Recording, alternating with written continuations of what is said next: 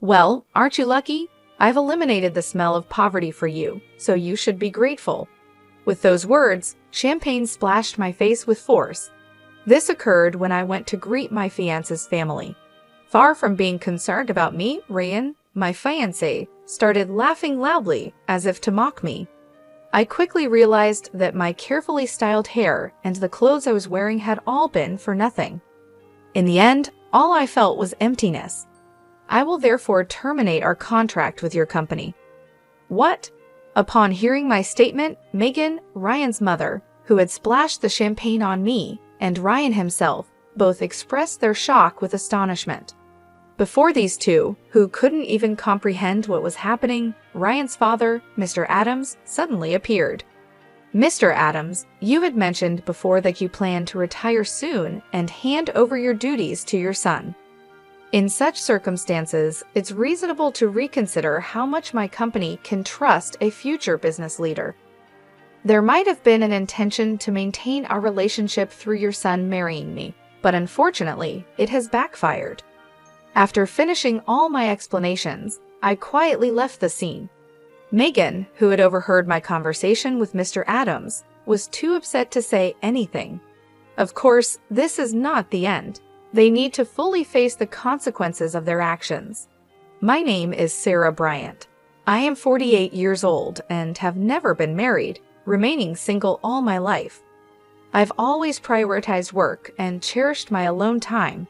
Thanks to my hobbies of reading and watching movies, I've spent fulfilling days, which is why I have never developed an interest in marriage as I aged. That spring in April, when the flowers were in full bloom, an unexpected marriage proposal came my way. The introducer was Matthew Adams, with whom I had a business relationship. "Miss Bryant, I would very much like to introduce you to someone." "What do you think?" he said. Initially hesitant, I decided to meet the person after being strongly urged. That person, Ryan, was the same age as me and the son of Mr. Adams. He is the youngest son, with several older sisters. He had come close to marriage several times before, but remained unmarried. "I have one request if you don't mind," I said. Our first meeting was conditional, but Ryan was a polite and kind person, and I immediately took a liking to him. I started thinking that maybe it would be all right to marry him, so I suggested that we start dating. Both Mr. Adams and Ryan were pleased with this proposal, and things started off smoothly. However, I could never have imagined that this choice would lead to an unexpected situation later on. 5 weeks into our relationship, on our third date, Ryan said with a smile, "We're already like a couple, aren't we?" Unlike before, Ryan wore a casual jacket and appeared relaxed and youthful. I had switched from my previous dressed-up style to a casual pants look. Although we are both older, our feelings at that moment were as fresh as those of young people. However, as the date began, I felt something off about Ryan's behavior. He often made comments that seemed condescending. For example, he took me to a slightly upscale restaurant and said proudly, "You wouldn't normally get to come to a place like this, right? It must be unusual for you." I could only respond with an ambiguous smile to his words. In fact, this restaurant is one of my favorites, and I had just visited it with a friend 3 days ago. But it would have been cruel to embarrass him on the spot, so I didn't tell him the truth. A waiter I knew nodded at my signal and pretended to be ignorant. While sitting, I noticed the watch on Ryan's wrist. It wasn't a top-of-the-line item, but it was decent. "That's a different watch from before. The color is lovely and it suits you," I complimented. Embarrassed, Ryan took off the watch to show it to me, mistaking my interest. He seemed to offer it out of kindness. Since I wasn't deeply interested, I briefly checked it and returned it, but he insisted again, "Feel free to take a closer look. It's not often you see something this high-end, right? No need to be shy." My reaction was not so much out of politeness as it was just a lack of interest in men's watches. Though I agreed to take a closer look when he insisted, I felt a bit perplexed. To me, a watch is just an accessory, and I think checking the time on a smartphone is sufficient. Many of the older people I work with wear them too, so I actually see them quite often. Thank you for showing it to me. It's nice to have something you like, I said. Ryan slightly pouted and surreptitiously followed my belongings with his gaze. What caught his interest was a bag that I am particularly fond of. This bag was specially made for me at a favorite workshop, reflecting the craftsman's skill and my taste. It's very practical. It was a bit pricey, but it seemed cheap to Ryan. I was wondering, don't you have a proper bag instead? I think you should have something more prestigious. The bag was custom-made at an Italian bag store and naturally doesn't have a brand logo. In fact, the Craftsman's Workshop logo is branded on the bottom of the bag. However, I prefer simple designs above all, so I asked to hide it. It would be difficult for someone not accustomed to women's bags to judge its price just by looking, but I couldn't help but be puzzled by his consistently superior tone. Sometimes I dismissed it, accepting that he's a sheltered son who doesn't know the world, but the feeling of discomfort didn't easily go away. At one point, I thought about reconsidering marriage, but since we'd only met 3 times, it seemed too hasty to decide on a separation. So I decided to wait and see how things would unfold. Since then, we have continued dating. Ryan does show some immaturity at times, but he is essentially an honest person. He no longer exhibits the unnatural behavior he showed before. No one is perfect from the start. If you have patience and gradually find harmony, love will eventually grow, said an older female celebrity on a show I watched for distraction. I found some truth in those words. The following week, we went to a famous hotel buffet for our 5th date. Strangely, Ryan piled 3 or 4 servings of food onto his plate. Are you sure it's okay to take so much? It would be a waste if you can't finish it, I lightly commented, to which he suddenly burst into laughter. Wondering what was so funny, he said, "A waste, Sarah? Are you still talking like someone poor? It's okay to take this much. It doesn't matter if I throw it away if I can't eat it all." I made a sour face. It seemed he completely failed to understand that wasting food not only incurs costs, but also discomforts other customers. The issue isn't just about money. It's about resources and the environment. Aren't you aware of the concept of food waste? It's also inconsiderate to other customers, and eating disorderly isn't good, I said, my voice carrying more sternness than usual. In response, Ryan suddenly shrank back as he poked at his pasta with a fork and muttered, "I'm sorry. Please don't be angry. My mom said you might be marrying me for money, and I just reacted without thinking." The word mom lingered in my ears, and I inadvertently repeated it.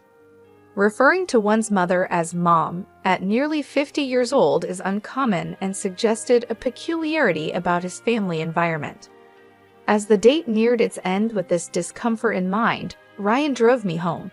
As I was getting out of the car, he grabbed my hand to stop me. "Ms. Bryant, even though I am who I am, would you marry me? Even if not right away, being engaged is fine. Your fiancé can wait as long as it takes." I was taken aback by Ryan's sudden forwardness, but soon I began to feel genuine joy from his actions. Though there are many concerning aspects about Ryan, his courtship brought pure joy. I considered that the areas he lacks could be improved upon after marriage, nurturing him into a loving husband.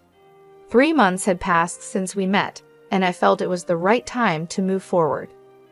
Let's grow together by complementing each other. We both have flaws and differences, so let's talk a lot and resolve them, I said with teary eyes, moved by emotion. However, the moment I agreed to the proposal, Ryan once again exhibited problematic behavior. Let's start preparing for married life. First, you should quit your job, take care of the home, and learn housework from my mom, he began with a smile. My joy vanished, replaced by rising anger. I countered him more strongly than usual. Don't be so presumptuous. If that's your attitude, then marriage is out of the question. Goodbye, I said. Ryan was silent, stunned. During that moment, I got out of the car and immediately went back into my house. Though I had decided to distance myself, I reluctantly agreed to meet after receiving a message from Ryan over the weekend, insisting on seeing me. The weekend came quickly, and Ryan was already waiting at our meeting place when the appointed day arrived. As I approached, Ryan stood up quickly and apologized deeply. "I'm really sorry about last time. My friends told me to lay down the law, and I took it seriously. They even scolded me for actually thinking it's okay to do that," Ryan said, his energy low, which soon began to dissolve my anger. Just a while ago, I felt like clicking my tongue at him, but ultimately I came to terms with it. It's somewhat disappointing, but he is dear to me. Ryan is very straightforward, and sometimes it might be hard for him to distinguish between jokes and seriousness. He is easily influenced and somewhat indecisive, but I reminded myself that no one is perfect from the start. Make sure you keep this in mind. "We're getting engaged, after all," I said with a wry smile. At those words, Ryan looked up suddenly and brightened immediately. After a stormy engagement period, a month had passed, and finally, it was time to formally meet each other's families to announce our marriage. The first visit was to Ryan's family home. Although I had a long association with Mr. Adams, it was strictly professional, and this was my first time visiting his home, which was nerve-wracking. Ryan was as gentle and lovely as usual, but he seemed a bit off since the morning of the visit. I thought he might be nervous, but apparently that wasn't the case. About my mom," he started, and I braced myself, thinking of the potential issues between a daughter-in-law and mother-in-law. However, I believed in his mother, known to be a hard-working woman and the kind-hearted wife of Mr. Adams. I hoped that if I spoke sincerely, she would understand, but I was mistaken. Yikes. The moment I stepped into the room where we were supposed to greet each other, liquid splashed onto my face. My eyes hurt intensely, and further, a strong irritation hit my nose, causing me to cough violently. I immediately panicked. "How about that, you poor thing? I got rid of the poor smell for you, so be thankful," I heard a mocking voice say. I was surprised by the bitter taste, smell, and heat. I realized the liquid that entered my mouth was champagne, but I was confused about why I received such treatment. "Megan, what are you doing?" Mr. Adams exclaimed in shock. The situation became clear. Ryan's mother and my future mother-in-law, Megan, had thrown champagne in my face. It seemed the earlier mocking voice was also Megan's. I remembered how Ryan had previously looked down on me as poor. I realized that this attitude might have come from Megan. "Haha, what's the matter, Sarah? You're all wet. Funny, isn't it? Go, Mom." Ryan laughed loudly. At that moment, I realized that everything up to this point had been in vain. Only emptiness piled up in my heart. "I will therefore terminate our contract with your company." "What?" At my statement, Ryan and Megan both exclaimed in surprise. They hurriedly looked at each other and seemed to be discussing something in whispers. Whether it was about our business dealings or something else, I was not involved. As an outsider, I merely speculated about their conversation. At that moment, there was one person who remained quiet, Mr. Adams, who, without a word, looked pale and wide-eyed. I turned to him again, thanked him, and began to speak. "First of all, Mr. Adams, I would like to thank you for your cooperation so far. It must be due to the condition we agreed upon that such an incident did not occur before." Then, when I turned to speak to Megan and Ryan, Megan looked at Mr. Adams with a doubtful expression and then stared at me sternly. Meanwhile, Ryan watched Megan's reaction while looking at me. I continued quietly. This may be an unexpected statement for them, but I hope they listen carefully. One condition of accepting the matchmaking was that I would not reveal I am the president of a company until the marriage was decided. I thought my title might get in the way. My connection with Mr. Adams was born out of significant business transactions that I had built over the years while focusing on my business. I picked up my business card. Naturally, it listed my company name and position. Those not involved in management might not know the details of our transactions, but they would at least understand the title. Hello again, Mrs. Megan. Thank you for all your help so far. This is my position. I have been working with your husband's company for over 10 years. Currently, my company is probably your biggest client. I wonder what percentage of your company's sales we represent?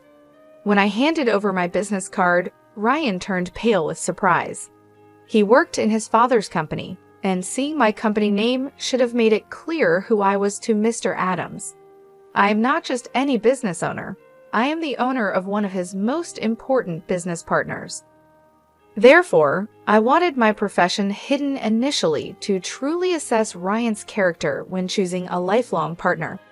I wanted to see the real person, not just superficial behavior. I cannot afford a contrived attitude because it could affect the fate of a parent's company. Thus, I was introduced merely as someone I met through work. I wore fake glasses and significantly altered my makeup and hairstyle for our dates. While the disguise served as a temporary amusement, in retrospect, it was a waste of time. I'm sorry, Mr. Adams, but I must decline this proposal. This concerns marriage, and also we need to pause our transactions to reassess the situation. I stated, then sat down to face Mr. Adams.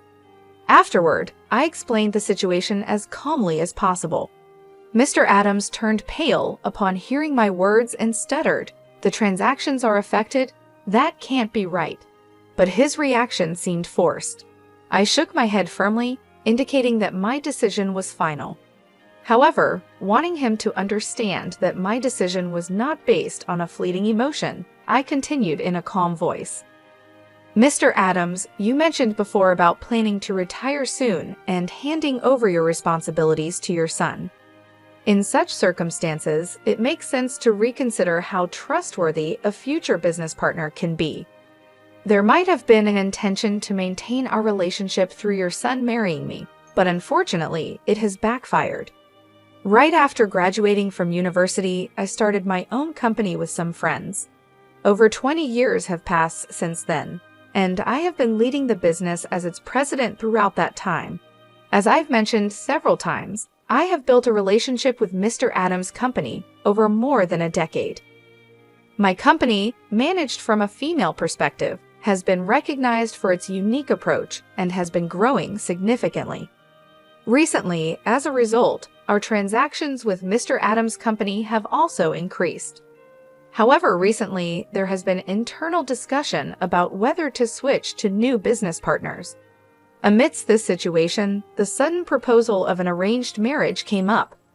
Considering the timing, Mr. Adams might have sensed some movement from our company. This was not particularly kept secret. After finding out who I am, Megan and Ryan were clearly disturbed. I decided to explain the situation further to them. In fact, we were reviewing whether to continue our transactions with your company. I heard that your company is currently facing some management difficulties. Are you aware of that? As contracts with other partners are ending, this information is crucial. What does that mean? Megan asked, shocked, while frantically shaking Mr. Adams' arm beside her. Mr. Adams wiped his sweat in a flustered manner, looking anxious. It seems that the company's issues have not been discussed within the family. Ryan's glances between me and Mr. Adams caught my attention. Despite being an insider, Ryan appeared not to understand the current state of his own company. While considering this puzzling situation, I continued the conversation. In light of this, Mr. Adams strongly suggested I meet with you, Ryan, leading us to this point. Perhaps you considered this marriage proposal with the stability of your company in mind. It seems you wish to maintain our business relationship at all costs. Megan was visibly shaken, her hands trembling, and her lips quivering as I explained. Mr. Adams' company is indeed struggling with management issues. Megan may have looked down on me earlier, but her company is facing far more significant problems. Once praised for quality and speed, Mr. Adams' products have been technologically overtaken by competitors, no longer offering anything special. Moreover, the development and manufacturing processes are inefficient. Cost reduction has not progressed, and the product prices have become expensive. Additionally, the company imposes unacceptable levels of pressure on employees under modern labor standards, shortening delivery times and further deteriorating the corporate reputation. Adopting products from a low-rated company can cause a domino effect, dragging down the reputation of business partners. Even a company with a long history faces challenges with outdated structures and a high turnover rate among young employees. As a result, Mr. Adams' company's market share has gradually decreased, and its performance continues to decline. Under such circumstances, it was natural for us to explore transactions with other stable companies. How dare you threaten to cut off business based on personal feelings? What a despicable act! Are you blackmailing us? This is the worst. Don't think such behavior is acceptable. Megan exclaimed in outrage, despite her actions being the cause. I was surprised by her accusatory behavior. The lack of an initial apology spoke volumes about her character. Before I could point this out, Mr. Adams shouted vehemently, "Silence! This is all your fault!" I swallowed what I was about to say. Indeed, it is likely that Mr. Adams, not I, is the most damaged party here. The unexpected fallout from his wife's inappropriate behavior would have been unforeseen for him, who had hoped for stability. All of this stems from Mr. Adams' actions to faithfully adhere to our agreement. But in reality, keeping it a secret from Ryan alone would have been sufficient. He should have informed his wife beforehand. As a result, I am relieved that I didn't have to welcome such a problematic person as my mother-in-law. The sight of Ryan was pitiful. He was pale and trembling, tightly gripping Megan's hand. It is sad to see a 48-year-old man still needing his mother's hand. Seeing his state, I couldn't help but give him a cold look. It's impossible that you, carrying such a cheap-looking bag, could be a president. Moreover, you complained about food waste and acted like you were poor. You are lying, even about being my father's business partner. How disgraceful! Ryan vehemently accused me. He might be trying to blame me, but he is mistaken. I am not interested in branded goods and prefer to use high-quality domestic leather products.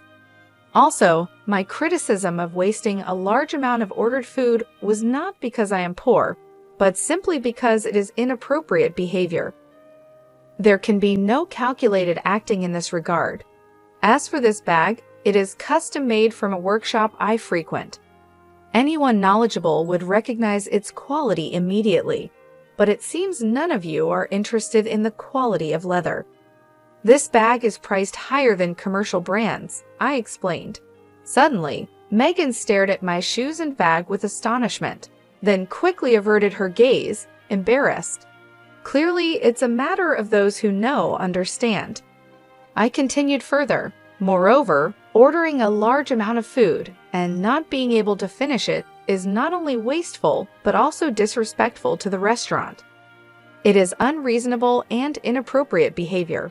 Furthermore, the fact that I am your father's business partner is true. What would it mean if the presidents of companies doing business with each other did not know one another? Ryan seemed dissatisfied and unconvinced by this discussion. Mr. Adams frowned at his son's behavior.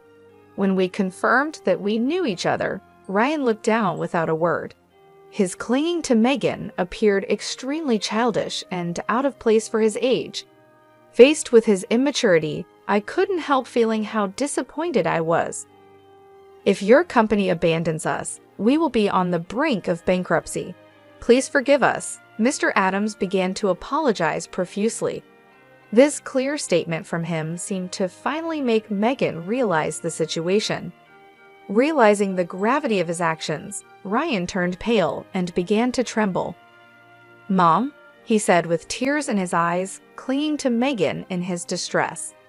However, Megan was unable to respond in any way. Witnessing this scene, I breathed a deep sigh of relief from the bottom of my heart. I deeply regretted ever considering sharing my life with such a person. thinking that because he was honest, I could correct him and make things better. Now, it seems like a naive thought in retrospect. "I'm so sorry. I'm so sorry." Mr. Adams repeated his apologies over and over, without actually proposing how to address the situation or how to make them reflect on their actions. This could easily lead to severing ties on an emotional basis. Therefore, I was forced to make specific remarks about the engagement. Let's address our engagement. I cannot consider marrying someone whose mother behaves so rudely. Moreover, he did not try to stop his mother and even laughed along with her. "I hope you understand why the engagement should be called off," I said. Mr. Adams listened, repeating words of affirmation. I continued the conversation.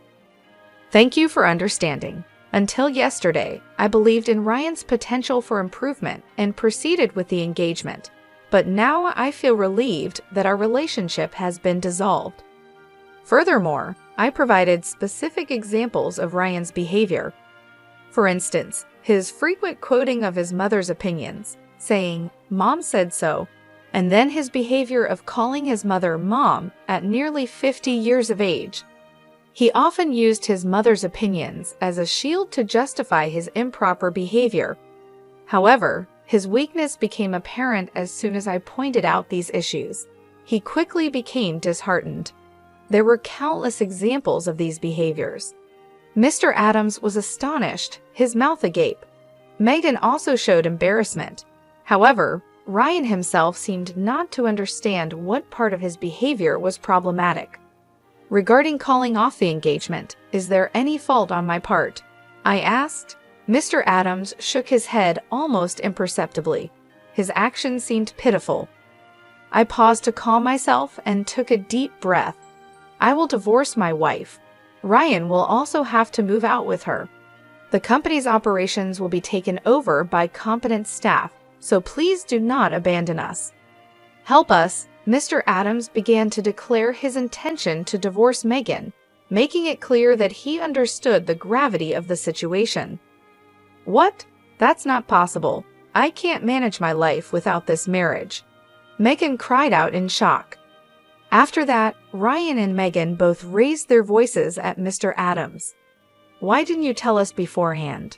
I am innocent. Why am I being kicked out? The problem is only with Mom. I am not involved." Their simultaneous protests stirred up the room. Becoming fed up with everything, I finally let out a real sigh. "Well, as you wish. Thank you for your time. I will take my leave now," I said to Mr. Adams alone and quickly left. I needed to go home and take my high-quality clothes to the dry cleaners right away. Otherwise, the champagne stains would set and render them unwearable. Ryan stopped his protest and wept, seemingly accepting the situation. Megan tried to retort but was silenced by a stern reprimand from Mr. Adams. However, she still appeared to grit her teeth in dissatisfaction, looking far more determined than her son. 5 months after the unpleasant incident with the 3 members of the Adams family, as predicted, Mr. Adams resigned from his position.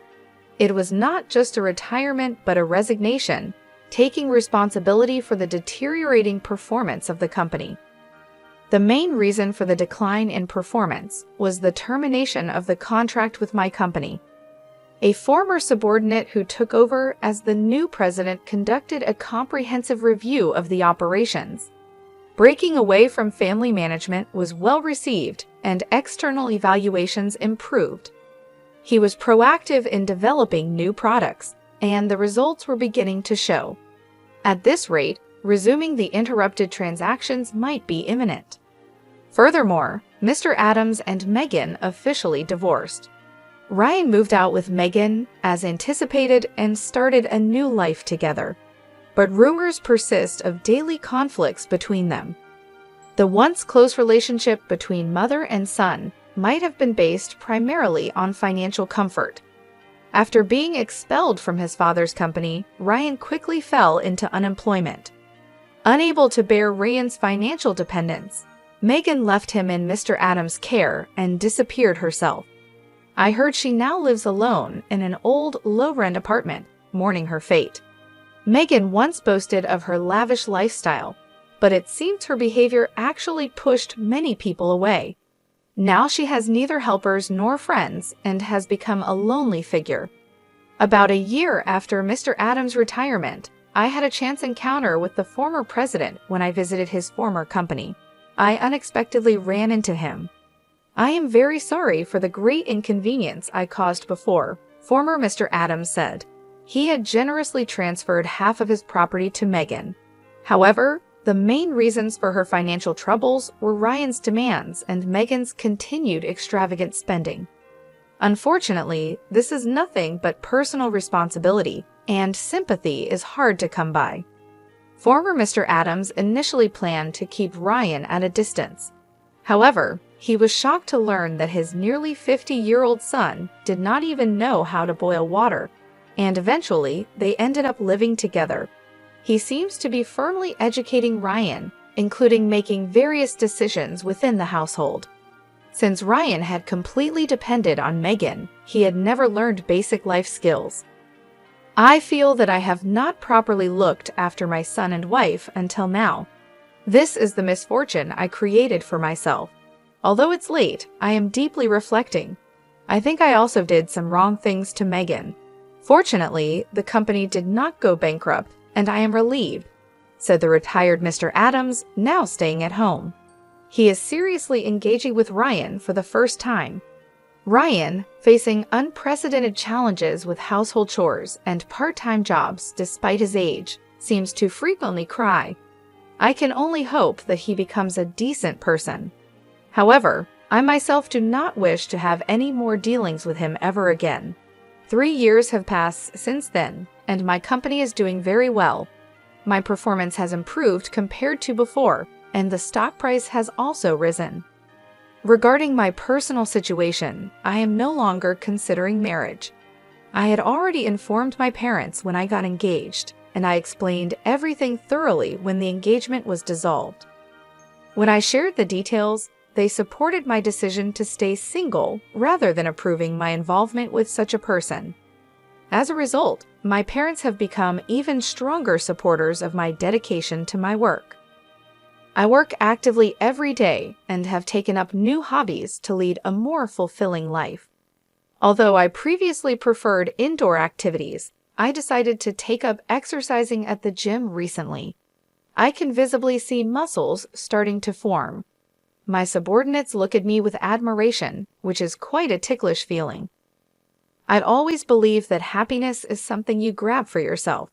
I seek happiness that I create on my own, not just the happiness that comes from being with someone else. If I were to fall in love again in life, I would prefer it to be towards the end of my life, at life's end. I feel that one can afford to throw everything away for love. However, that's not a concern for now. Currently, my days are fulfilling, and I am happy.